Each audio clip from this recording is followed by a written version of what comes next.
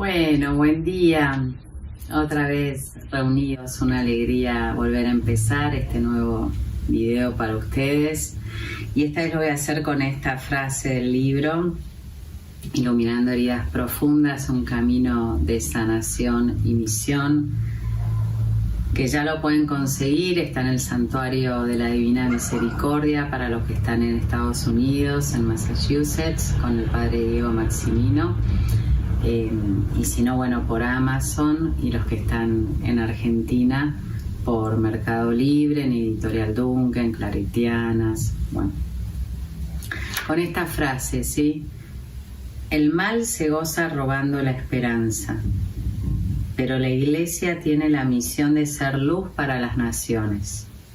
El mal confunde y nos puede llevar a la más extrema desesperación. El mal te miente, te desvía del plan de Dios. Es reiterativo, solo repite. Dios, en cambio, es creativo. Su amor es creador. ¿Sí? Y así, en este párrafo, quiero dejar esta idea, porque acompañando a estas personas que sufren heridas tan profundas, veo como el enemigo se goza precisamente en robar la esperanza. Va dañando a la persona integralmente. No queda parte sin ser lastimada. Pero en el punto cúlmine lo que logra es robar la esperanza. Y en el video anterior hablábamos de los trastornos de ansiedad que se van generando, porque claramente cuando estas heridas traumáticas acontecen en el seno de la familia, donde uno debiera haber sido cuidado, donde uno debiera poder relajarse, estar tranquilo, nutrido, alimentado, sostenido, resguardado, bueno, lo que se va provocando es que las defensas psíquicas se levanten, ¿sí? Empiezan a operar y permanentemente. Entonces, ante el peligro se encienden señales de alarma. Cuando esto es constante, o como en la guerra, ¿no? Que uno está esperando cuándo va a explotar la bomba. Bueno, cuando la guerra es intrafamiliar, cuando la guerra es en la propia familia, no se sabe cuándo ni dónde va a explotar la bomba. Lo que sí se sabe es que se va a explotar, que va a explotar. Entonces es como si estuviéramos caminando por un campo minado, lleno de minas, pero que tenés que ir en puntita de pie, con miedo, con pánico, con ansiedad, porque no sabes cuándo puede explotar, qué movimiento en falso podés hacer y que vaya a producir que la bomba explote. Entonces se va generando un trastorno de ansiedad, ¿sí? Que si no se sana a tiempo, si no se pide ayuda y no se empieza a cortar y liberar estas cadenas dañinas de mal, se empieza a repetir de generación en generación. Por eso decíamos al principio que el mal repite. El mal no es creativo. Lo creativo viene de Dios. Dios es creativo, Dios es creador. Dios en Apocalipsis 21:5 dice: aquí yo vengo a hacer todas las cosas nuevas. Dios está permanentemente creando. Hasta nuestras células en nuestro cuerpo se van recreando, ¿sí? Todo este proceso de muerte y resurrección que viene a instaurar Cristo para redimirnos, tiene hecho real hasta en nuestro propio cuerpo, hasta en nuestro propio organismo. El tema es que si no cambiamos la mentalidad, como nos dice San Pablo en Romanos 12:2, si no cambiamos la mentalidad, todo sigue igual, ¿sí? Y la reiteración, la repetición tiene que ver con la pulsión de muerte. En cambio, la pulsión de vida es creativa, tiende a lo nuevo, tiende a la novedad, tiende a los proyectos. Por eso hablábamos en el video anterior de la necesidad de restaurar la memoria, porque memoria y esperanza van unidas. Si yo no puedo hacer memoria del pasado, no puedo aprender, ¿sí? Y si no puedo aprender, no puedo crecer, no puedo evolucionar, no puedo mejorar. Entonces la restauración de la memoria es imprescindible para poder sanar la esperanza. El enemigo puede ir dañando muchas áreas de tu vida, los traumas, las decisiones de los ancestros, las propias, pueden ir dañando muchas áreas de tu vida. Pero cuando el enemigo entró y te robó la esperanza, ahí viene la desesperación, ¿sí? La desesperación. Y ese trastorno de ansiedad ya se hace crónico, ¿sí? Y cuando el cortisol sube a medidas agigantadas y permanentes, ahí baja el sistema inmunológico y somos propensos a generar, a activar, a contraer distintos tipos de enfermedades también. Entonces el mal se empieza a agrandar. Lo único que puede cortar estas cadenas de mal es el perdón. El perdón viene a operar la sanación, pero a la vez para perdonar tengo que saberme perdonado. Solo experimentando el perdón, solo sintiéndome perdonado, puedo aprender el perdón y aprender a perdonar. El perdón viene a cortar estas cadenas de mal y abrir fuentes de bendición y sanación, canales de bendición. Es como cuando te dicen que no comas grasas, ¿sí? Porque se va produciendo todo este sistema con el colesterol y puede tapar las arterias y hasta llegar a producir un ACV, un infarto. Bueno, lo mismo sucede con la vida psicológica, anímica, vincular, espiritual. El rencor va trabando las arterias vinculares, emocionales y espirituales, va impidiendo que la gracia fluye. Por eso se dice que es una persona desgraciada, porque la gracia no puede fluir y solo advienen personas tóxicas, situaciones tóxicas, trabajos tóxicos, ¿sí? Entonces el mal repite. Cuando decido el bien, cuando me juego por lo bueno, aunque no vean frutos en el momento, empieza a operar la gracia. Se abre el camino de esperanza y de la paz, porque estoy caminando en el bien, ¿sí? Sobre roca firme.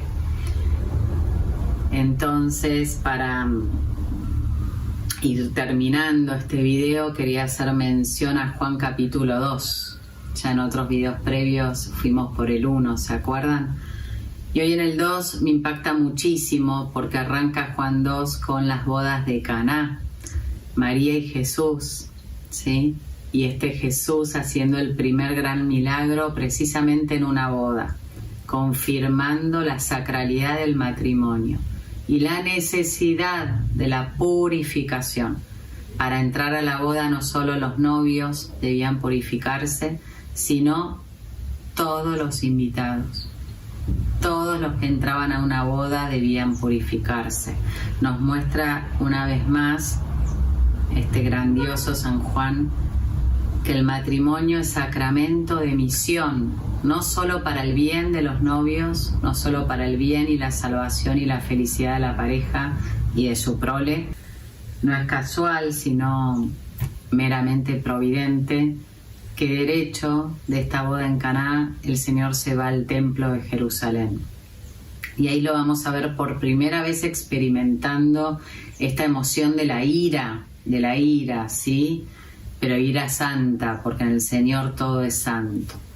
Cuánta ira produce el mal del abuso, cuánta ira produce el daño del abandono, de esas guerras silenciosas que se libran en las peores batallas, que son las intrafamiliares, la indiferencia, el abuso verbal, el abuso físico, sexual, las negligencias, el desamparo, tanta soledad, tantos niños que quedan durante todo el día con la tablet, con el celu, tocando, cuántas caricias no dadas, cuántas caricias no recibidas, cuánta falta materna y paterna, aunque quizás hayan estado en cuerpo presente, aunque quizás no te haya faltado las necesidades básicas, fundamentales, materiales, pero sí hay mucha orfandad psicológica, orfandad espiritual.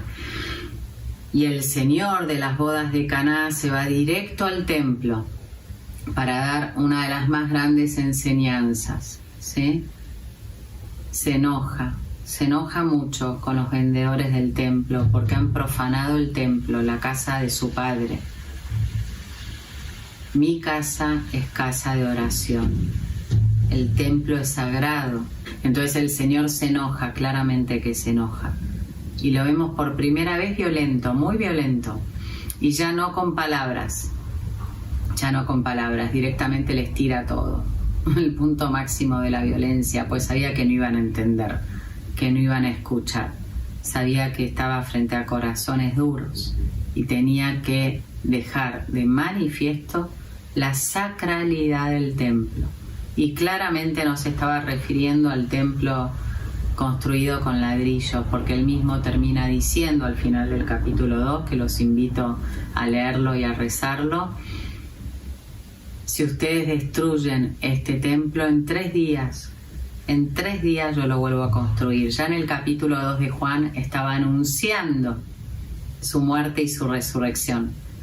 Y le dicen, obviamente, con mucha incredulidad: 46 años llevó construir este templo y vos decís que lo vas a demoler y lo vas a volver a construir en 3 días, ¿no? Y ahí no entienden nada ni tampoco quieren entender. El Señor estaba anunciando, revelando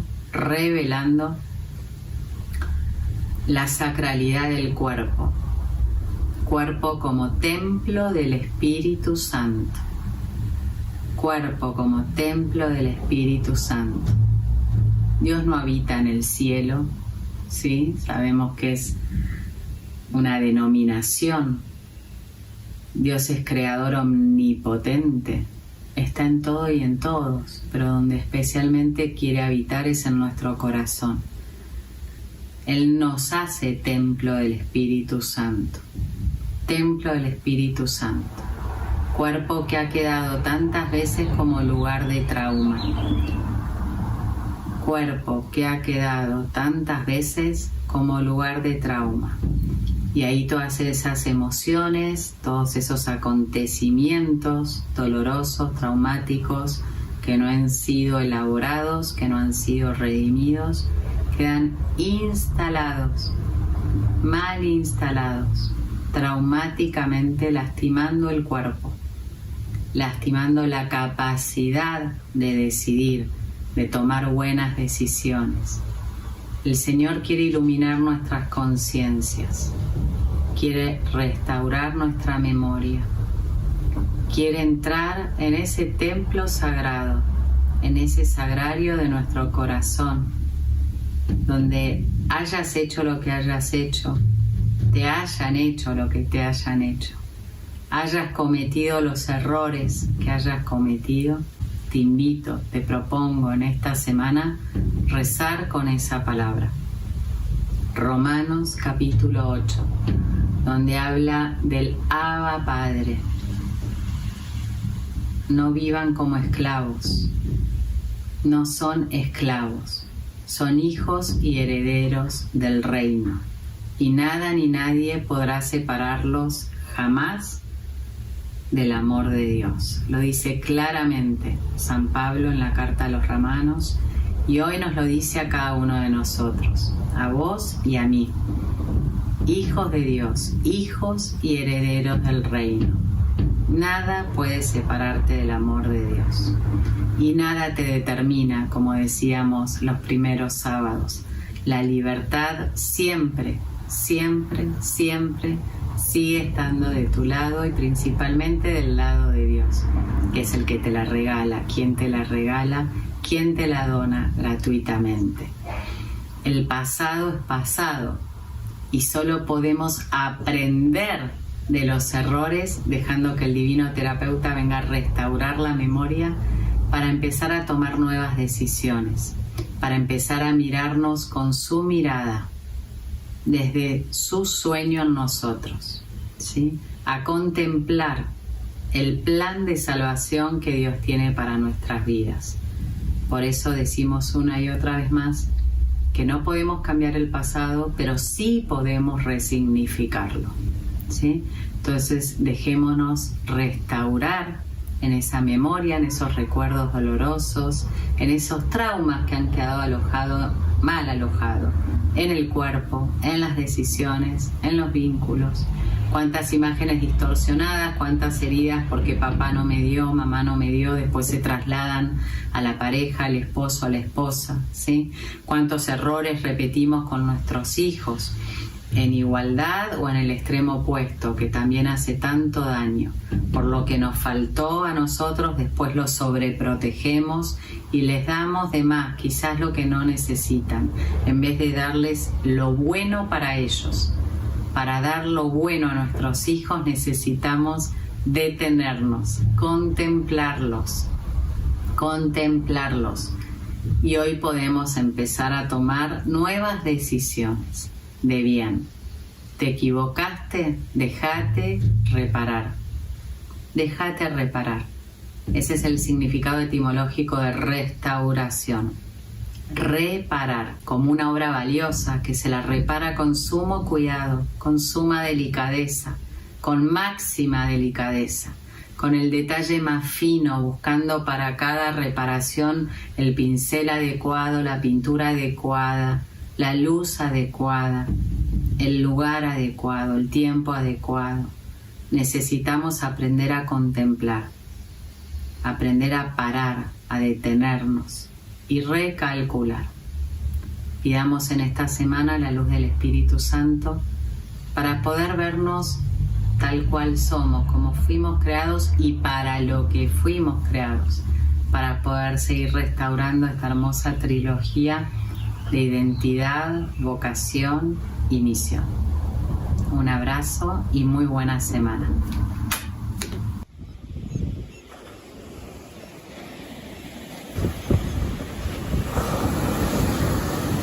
Iluminando heridas profundas. Un camino de sanación y misión.